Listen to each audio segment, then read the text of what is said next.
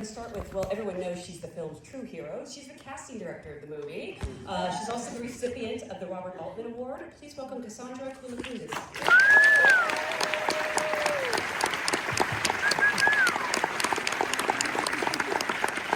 Also, the Academy Award-winning actor who portrays, I just love this character name so much, Sensei Sergio St. Carlos. Please welcome Benicio Del Toro. Benicio.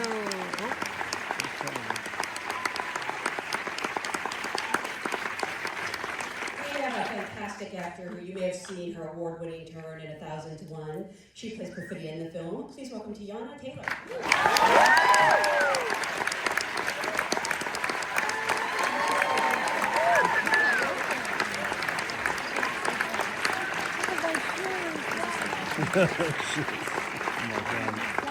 We have a two-time Academy Award-winning actor. To say his performance as Colonel Stephen J. Lockjaw is one of his greatest. It's no small feat. Please welcome Sean Penn.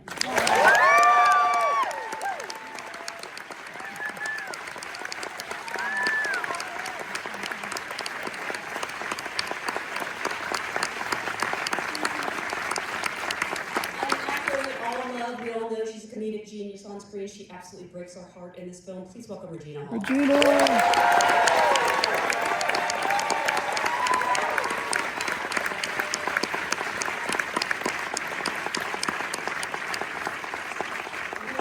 An incredible actor. I'm going to say this several times this night, and you're not going to believe it each time I say it. This is her first feature film. Please welcome Chase Infiniti.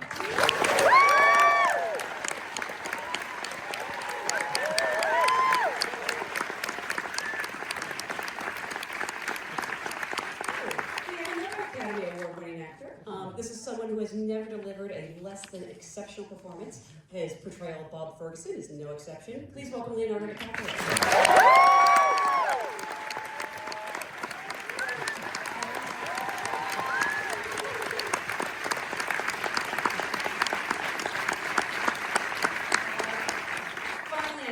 This is a movie that can only come from the brilliant and twisted mind with this, came up with this unbelievable ride of a movie. He's the film's writer, director, producer. I am so honored, just a little bit intimidated, to welcome Paul Thomas Anderson.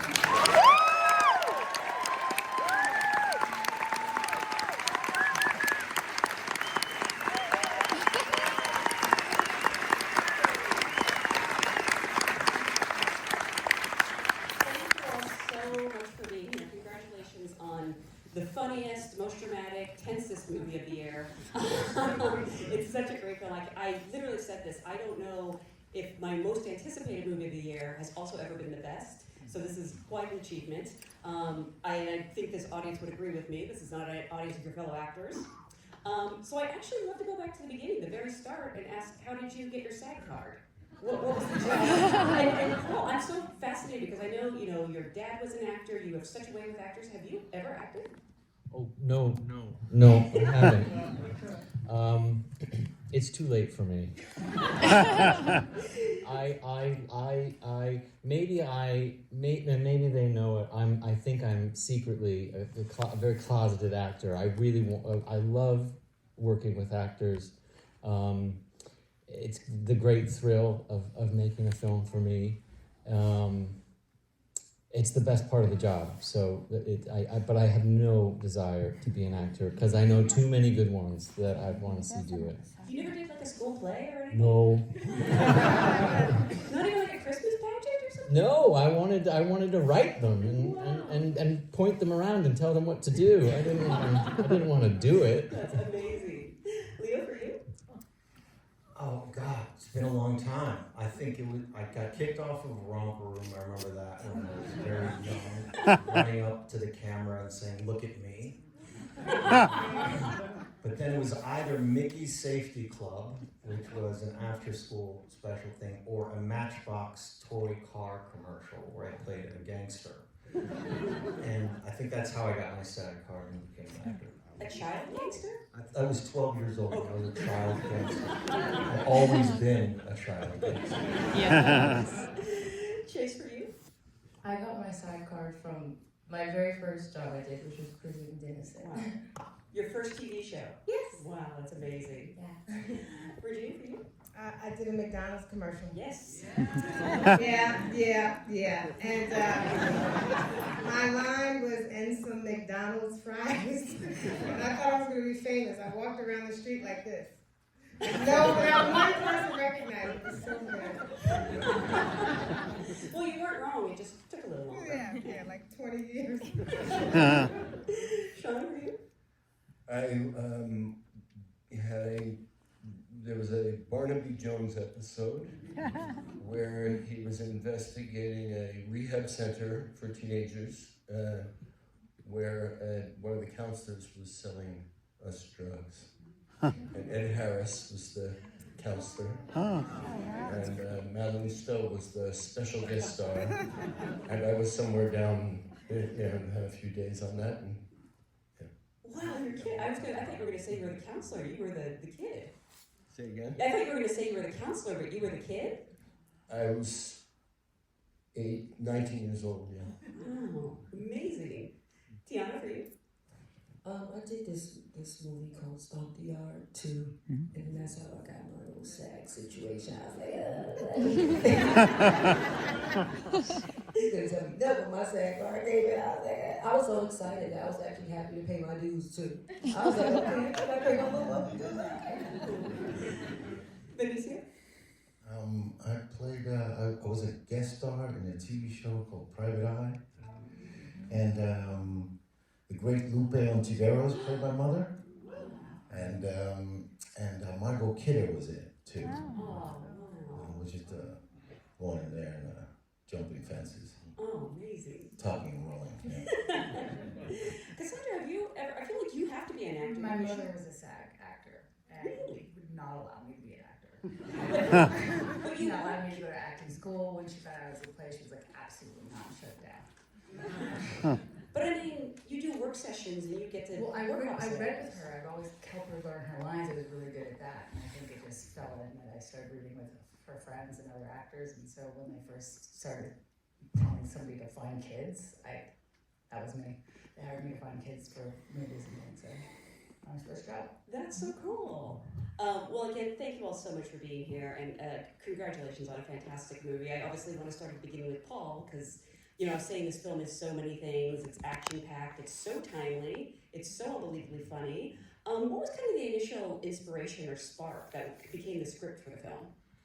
Well, a bunch of different sparks spread about over many different years, but the very, very first spark was to really simply want to make a kind of action adventure film in the desert with car chases. That's just a sort of broad stroke. Like, wouldn't that be fun to do one day, And then that idea is in search of a stronger premise than that, And I had a story about a bounty hunter who went around and did bad things for bad folks, and then felt like he needed to change his direction, and that kind of stuck around for a while. And then really this book Vineland by Thomas Pynchon, who I adapted his book Inherent Vice a few years back ago, was a story that I loved very much, and the central premise there is a central premise that we've stolen of, what happens when revolutionaries scatter, and what happens when one of them, Bob, or in the book his name is Zoid, ends up in the Northern California woods with a daughter to raise, and the past comes back to haunt them. But rather than be respectful of the book like I did with Inherent Vice, I just kind of took what I needed and combined some of these other stories and just started running with it over the years and accumulating material, and kept thinking about these guys to put in the story, and it all just sort of started to come together quite strongly about 7 or 8 years ago. And then, if I'm honest, I think Cassandra and I thought the most important part was finding somebody to play Willa. And absent of finding somebody to play Willa at that time, we just kind of waited and made Licorice Pizza, and then getting back up again, finding the right Willa made it feel like it was really time to make the movie. I'm a big believer that things happen for the right reason, and this movie probably took 20 years because Chase wasn't born yet. This movie was waiting for Chase, honestly. I do genuinely feel that. just the same way it took Leo and I 25 years to work together.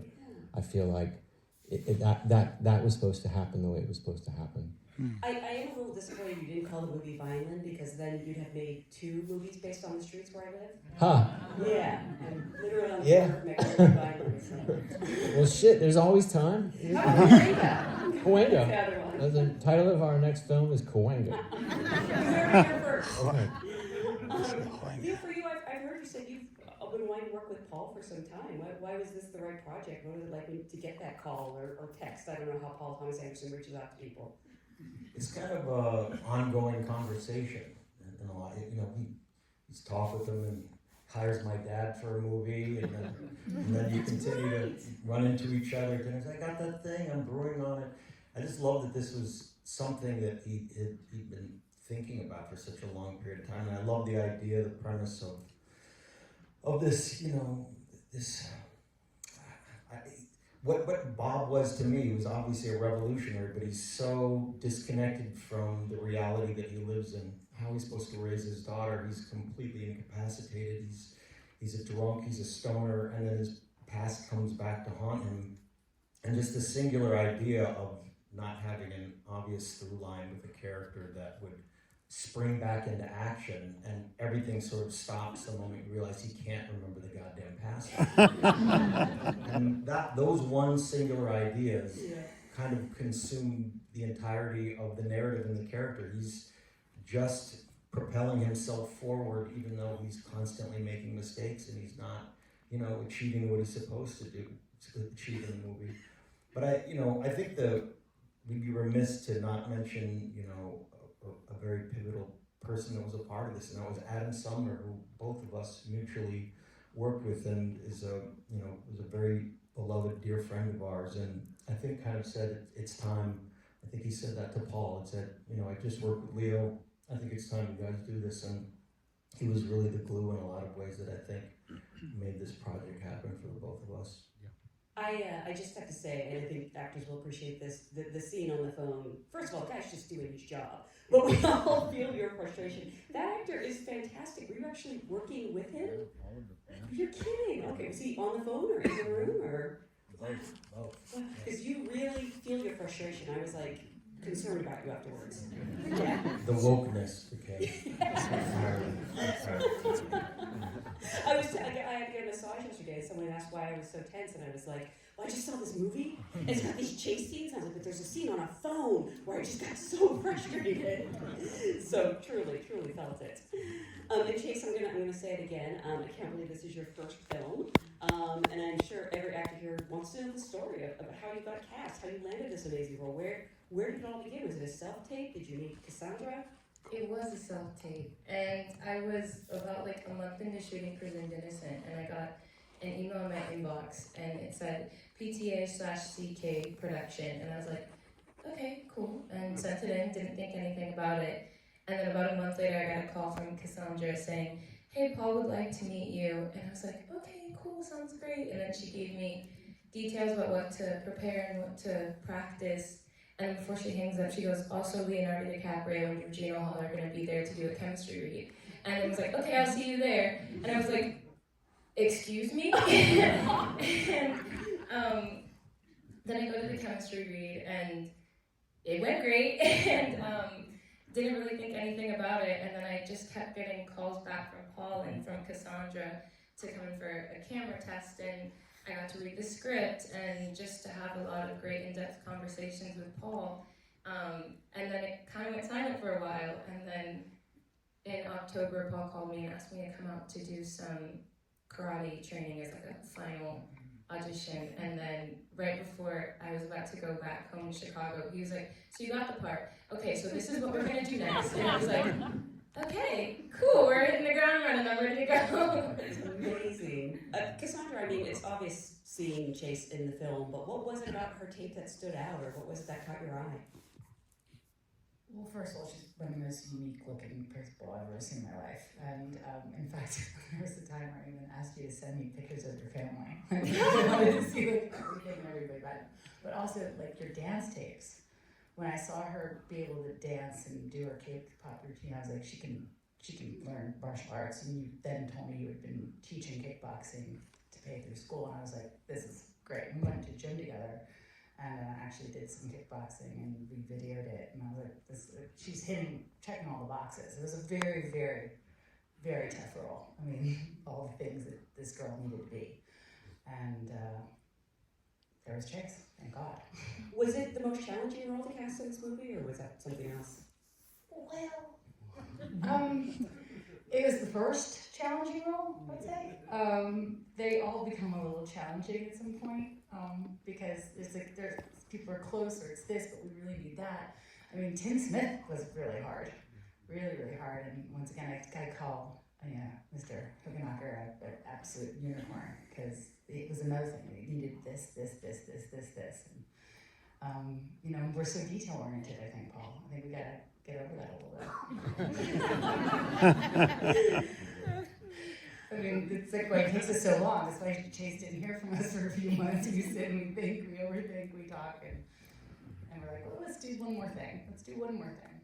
I was actually going to ask if there was like some sort of chemistry read, and Regina, I'm fascinated to hear, you being there as well. What was that sort of like? I mean, you're going in and you're auditioning for a big role, but you also have these two amazing actors you're working with. Obviously, it worked out. I would definitely say so.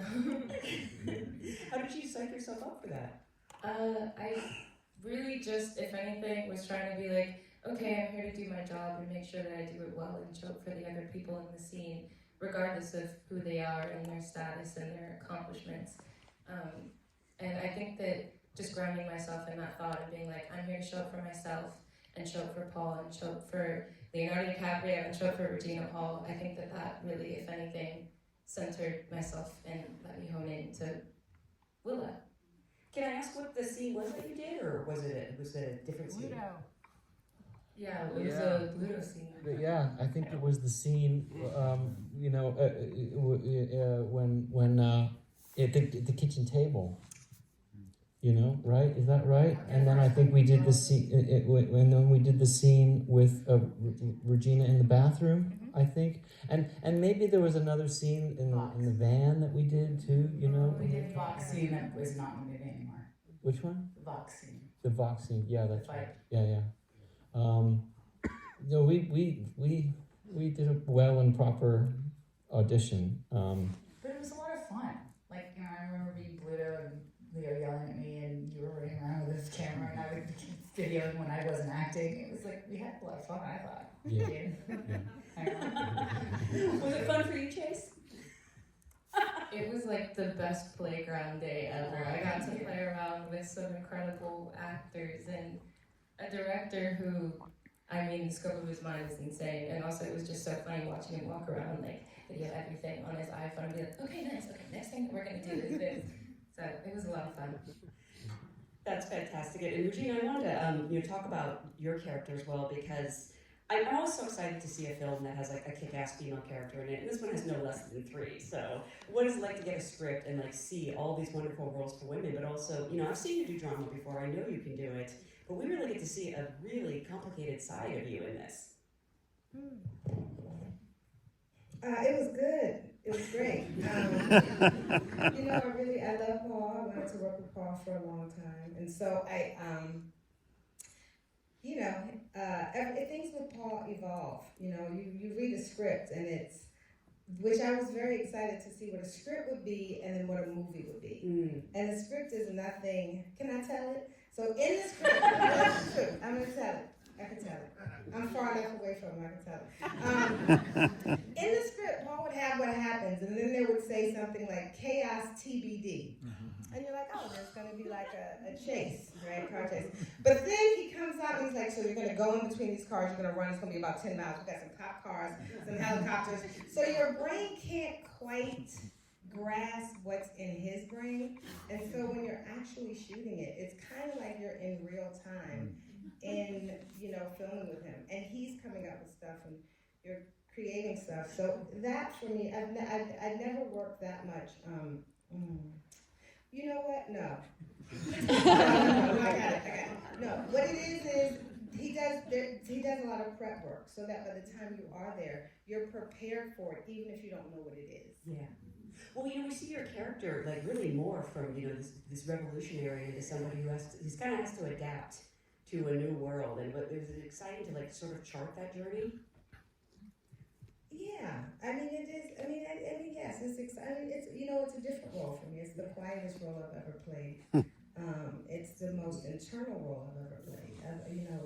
It's a lot. It was different for me to have to do a lot without words and more in so that you can feel what she's feeling and she can express that without the words. So it was wonderful.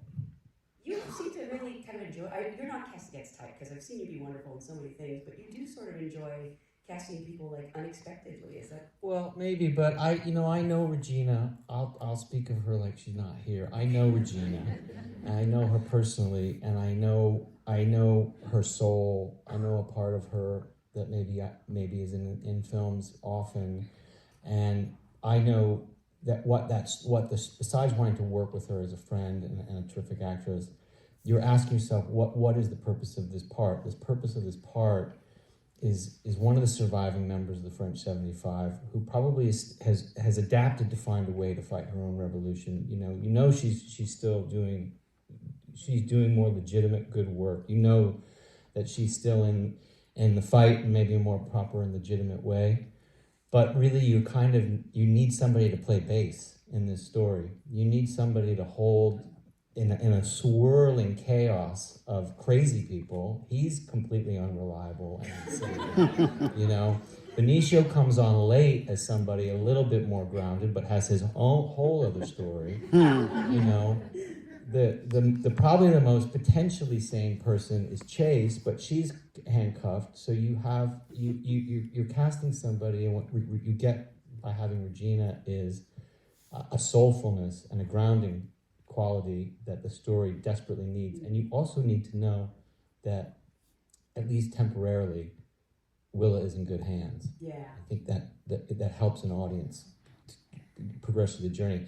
And it also makes it really fucking horrible when she fumbles her on the finish line. Yeah.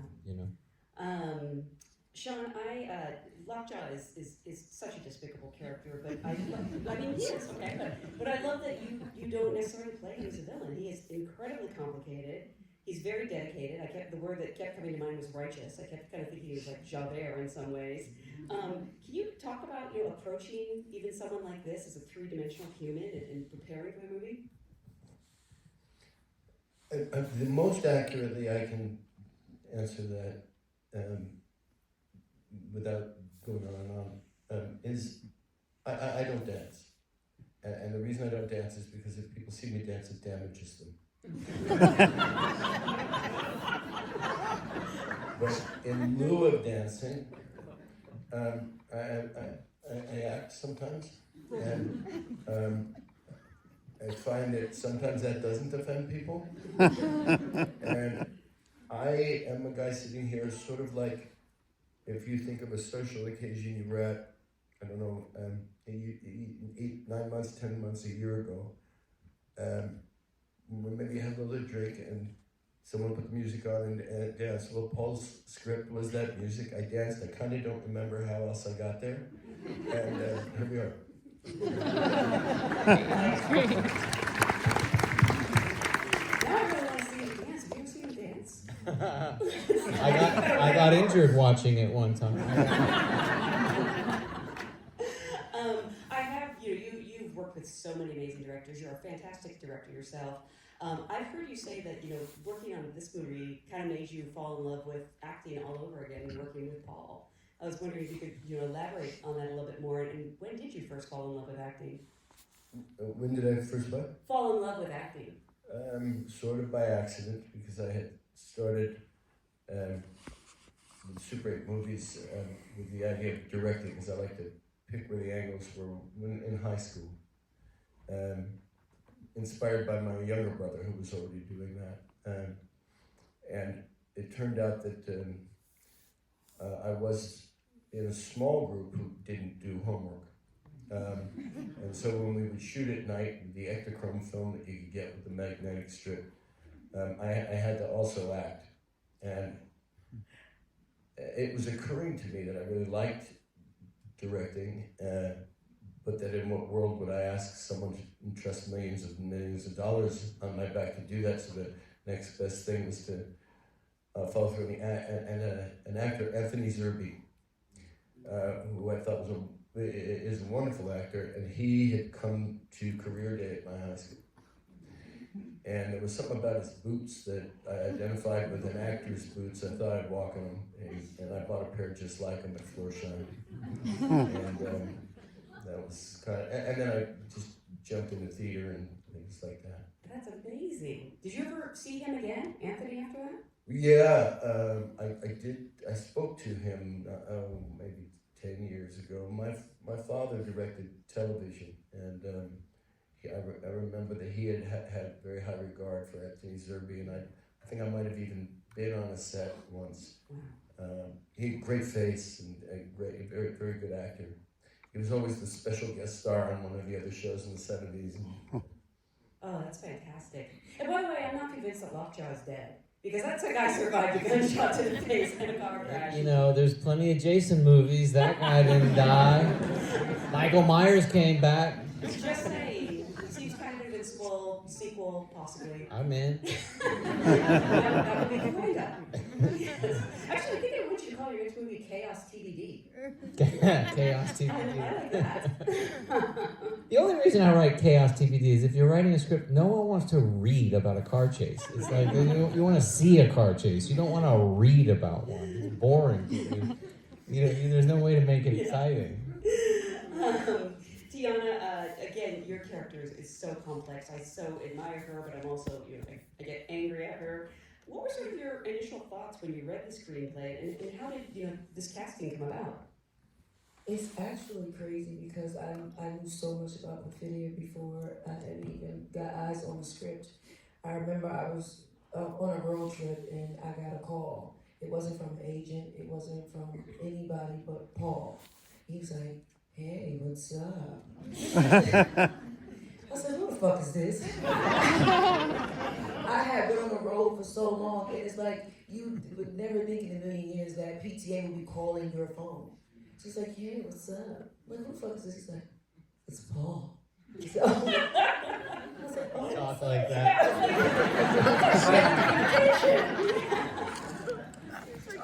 Like bedroom voice. It was very smooth. But he's already a gentle leader. Like even on set, he's just like, "Yeah, let's just fucking go." It's just always that voice. It's so soothing too. But when he called and he said his name, and it's like I could change. "Oh, hey, what's going on? How you doing?" And he was like, "I have this character. She's so special to me," and we kind of just chopped it up from there. And I was like, "Listen, I'm willing to ride. If you ride with me, I'm riding with you. You fucking with me, let's do it." And we really that's really been my role though. My hair got a little bit longer, but we was the Pixie twins. So I used to call them twin. I'm like, what we doing, twin? Like, let's just do it. And we did a camera test, and the rest was history. We did a lot of workshopping, and we played with Perfidia's layers, and we created a color palette for her. It was amazing honor to be a part. Did you also have any kind of chemistry read with Leo? I did, and I think that was the very first thing that we did after the conversations that Paul and I had, and I remember coming. It was me, Paul, and Leo, and he had the phone. It was so funny that Chase said that he had the phone. He's like this, and Leo is reading, and I remember it's like this scene where we get into an argument, and I walk into the house. So Paul's in the house filming. He's like, yeah, you did it. It's like a proud uncle, and I was just like, it was just so dope to see him so invested and so proud. And I already was gonna go hard for him regardless, but after that, to see someone believe in you so much, after hearing so many no's and seeing this icon, this GOAT give you that yes, it meant everything to me. And I knew from that point on that it was just yeah, this is either mine to lose or mine to keep. Yeah. You know, and I'm here for keeps. Yeah. So I continue to put in the work. I think your imitation of you is pretty good. What do you think you sound like? I mean, she made it sound like it was like Barry White calling her on the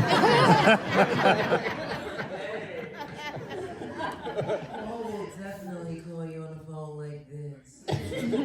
That's Paul. Leo, I'm gonna guess it's been a while since you auditioned for anything, but doing chemistry tests with people like this, I'm sure you have a certain empathy having been on the other side. What do you sort of, think or do to put them at ease?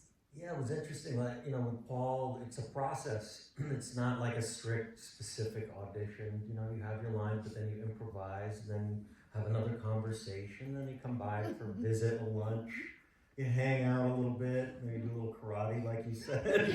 Just like, do I have the part? And then, but I think we knew that, Chase here, getting Willow is the heart and soul of the movie, and so a lot of thought was put into who this young lady would be that would really carry the emotional weight of the movie. So we just kept meeting with her, and I don't know,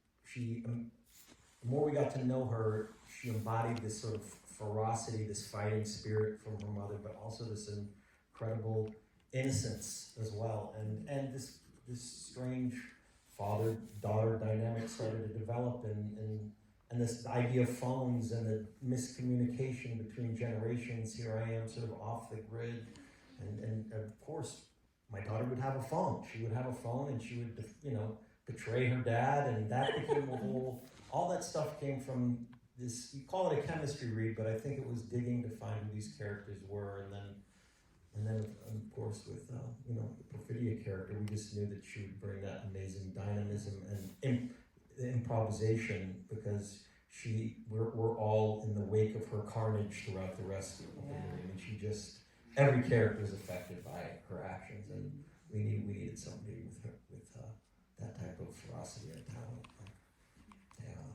I love your scenes with Benicio. The whole section of you two together. I'm demanding like a buddy movie, road comedy called Teyana. Benicio, I really want to know was this part as fun as it looked? Because it looks like you were having a blast. You get to throw Leonardo DiCaprio out of a moving car. Yeah, I was taking care of the diamond, making sure he doesn't fall. That's for sure. Right there, the future of that movie. So I was paying attention.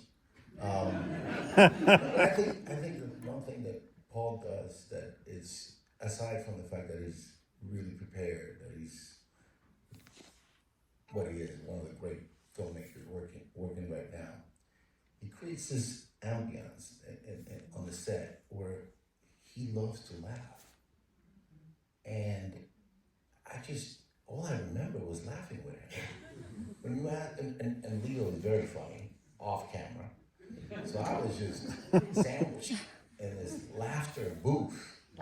And for me, it was very relaxing as I was coming in from doing another film. I was rushing right into this. I was a little like, what's going to happen here? And it was just a nice embrace to try to discover your character while doing it. So, and I appreciate that, and from both Leo and Paul, because they did help a lot. I mean, your character is also a revolutionary, and you have to do all this fighting, and I think you did a lot of your own stunts. I was sort of curious for all of you, did they send you to some sort of like a training camp for revolutionaries so you could learn to handle guns and do all these things? Mine involved sitting on the couch and smoking pot. I mean, we learned how to shoot guns, but he didn't pre-train us for the running. That was one of the things to be determined. One day he just popped up and said, "Yes, you guys are gonna run 10 blocks, and we're gonna have the helicopter up there." And he like popping, running, whooped my ass. Whooped my ass. Some people are sprinters, and you see Teyana run in the movie. She runs really, really fast. Yeah. But she's a sprinter. So you want her to do 50 yards, and she will win the race. But if you ask her to do 100, she's going to be fucking pissed off at you. You got one scene I didn't even make it. I was like jumping over the fence with stuff in my hands. I was feeling like Tom Cruise. Like I was really tiny. You know, I was in there. When I seen that scene was deleted, I'm like, and I was out running out, man. When I tell you I was out of there, and I just knew that was nigga. I said, oh yeah, when they see this shit in the theaters, it's about to go. You're like, yeah, we're reshooting. I pulled a muscle. Oh yeah, my baby knee gave out. Her knee gave out. Yeah. Regina pulled a muscle, and the stunt guy came, the gun guy came over, and he said, "Is there something I didn't read in the script? Does Deandra get shot inside the bank?" I said, "What are you talking about?" She said, "Well, she's limping. I just need to be prepared when we shoot the bank scene in a few days that she's not getting shot, right?" "No, she's not getting shot. She pulled a muscle."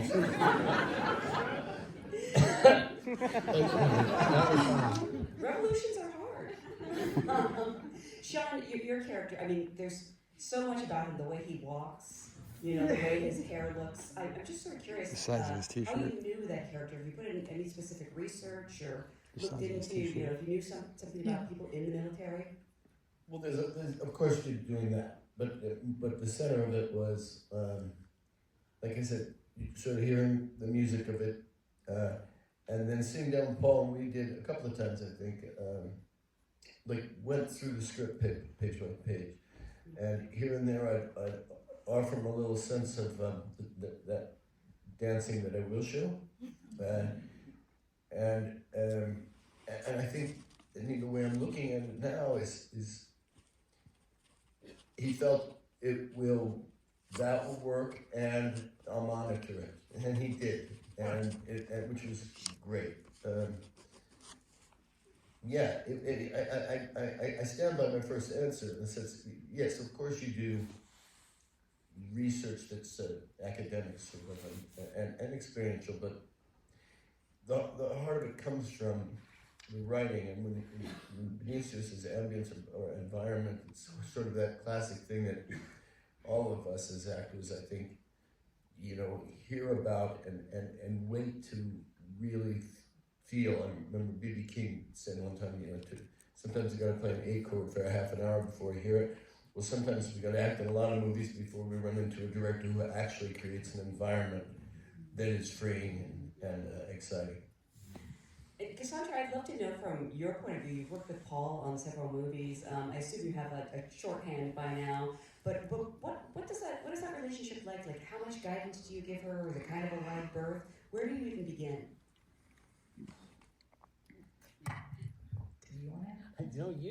I don't even know. It's different on every movie and every role, really. It's like, just like the characters have personalities, it's the same way with some. I go off and do lots of stuff and you have no idea, and you see 2 things, and some you see like 100 things. Like, it just depends on case by case. And sometimes we're doing actors, and sometimes we're doing real people, and sometimes we're doing military folks, and sometimes we're looking for nurses. It's like, it just depends, like, where we mix it. And I mostly go off a lot alone. I'm always alone. I send off to like Bertha or El Paso weeks and weeks in advance, and by the time you get there, I've got the whole town, you know. Yeah. But I understand you cast a lot of non-actors in this movie. Where do you even begin with that? Well, with their jobs first. You go, okay, if you're a nurse, let's like go find some nurses. And you know, then sometimes you come across something else and it actually is a better idea, so then a nurse becomes something else. It just completely depends. And when you have like, you know, embarrassment of riches like this, you kind of want to keep them on their toes too by throwing in real people. I mean, the jail nurse, like at one point turned to Leo and was like, "Look at me when I'm talking to you." And she was like, "Wait, what's happening right now?" Oh, she's a real nurse? Oh yeah. Oh man, she's fantastic. Teacher, like there's so many people in there, like all the nurses are real. And they were just great. They were just doing their job, but at the same time, they were not weirded out by cameras or Leo or anything. And that's the fun stuff.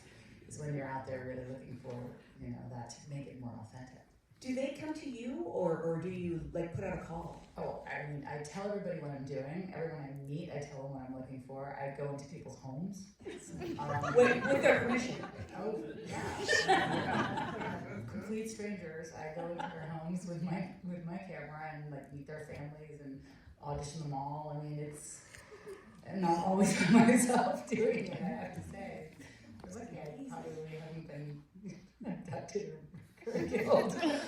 I think it's part of embracing we went to so many different communities. El Paso was a key city for us. All that stuff with Benicio, and being in a place and being, not wanting to impose anything, but to really sort of tell them why we were there, embrace them, have them be a part of what we were doing, and it helps us. It keeps us on our toes. It helps us be authentic to that place, respectful to that place.